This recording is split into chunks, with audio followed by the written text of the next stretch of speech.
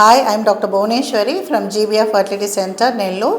ఇక్కడ ఏమంటే పొగతోటలో మనది సెకండ్ బ్రాంచ్ ఇక్కడ ఉంది.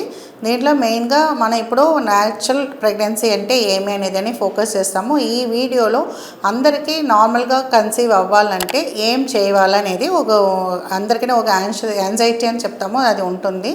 దానికి ఏం చేయాలి? First age important. మన డెసిషన్ ఎత్తేది ప్రెగ్నెన్సీ ఎప్పుడు అవ్వాలనేది మెయిన్ డెసిషన్. మనం 40 ఇయర్స్లో పెట్టుకొని మనకు నార్మల్ అవ్వాలని తెలిస్తే కష్టం కదా. అందుకు 25 to 35 ఇయర్స్ లోపల మనం ఫస్ట్ ప్రెగ్నెన్సీ ప్లాన్ చేయాలి. అది ఫస్ట్ స్టెప్. సెకండ్ స్టెప్ ఏమి?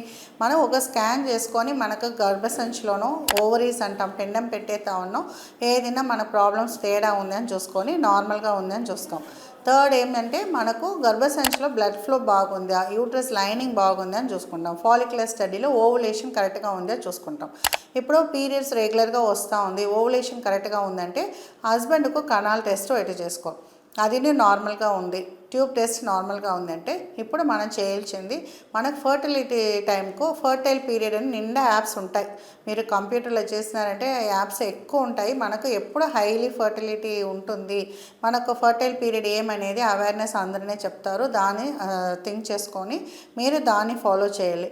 దాని తర్వాత మనకు డైట్, లైఫ్ స్టైల్. న్యాచురల్ కన్సెప్షన్కు ఫస్ట్ స్ట్రెస్ ఫ్రీగా ఉండాలి. సెకండ్ డైట్, లైఫ్ స్టైల్ అందరూ చెప్తారు. సిన్సియర్గా ఫాలో చేసే వాళ్ళకు షూర్గా ప్రెగ్నెన్సీ ఛాన్సెస్ ఉంటుంది.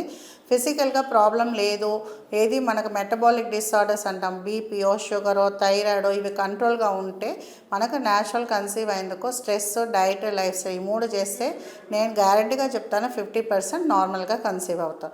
సో ఇది అన్నీ మీరు అర్థం చేసుకున్నారంటే బేసిక్ టెస్టింగ్ గైనకాలజీ దగ్గరనో ఫర్టిలిటీ స్పెషలిస్ట్ దగ్గర చేసేసి మీరు ఆ టైం ఫాలో చేసి కన్సీవ్ అయ్యేందుకు మీ స్టెప్స్ అన్నీ ఫాలో చేసినారంటే న్యాచురల్ కన్సెప్షన్ పాసిబుల్ అవుతుంది అనేది నా అడ్వైస్. సో హోప్ఫుల్లీ మీకు ఇవన్నీ అర్థం అవుతుంది అని ఉంటాను. మీకు ఏమైనా డౌట్స్ ఉంటే మీరు కమెంట్ చేయండి, అంటే సెకండ్ ఒపీనియన్కి రావచ్చు. Thank you.